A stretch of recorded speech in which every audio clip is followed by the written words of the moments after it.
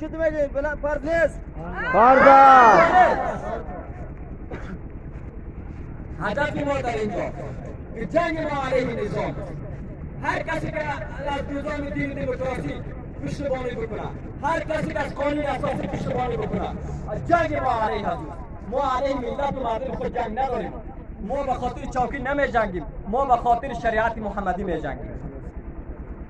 ما دیگر وقتتان زیاد نمیگیرم ملت عزیزه.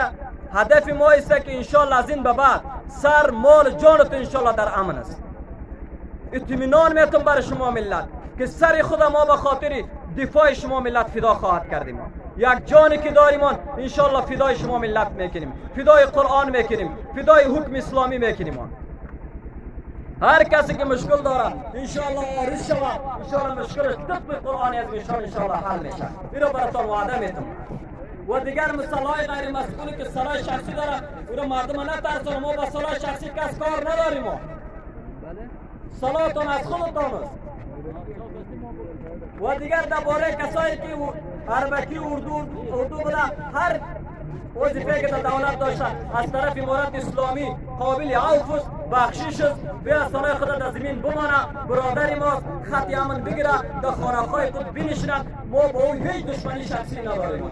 اگرچه 100 تا مجاهد هم شهید کرده باشد، این وعده ای ما با کس دشمنی شخصی نداریم. کسی که 100 تا مجاهد شهید هم کرده باشد، او جای از او در دامن امارت باز است. این را برای شما ملت اطمینان میدیم. خدا کنه که از گواهی ما خسته نشده باشیم.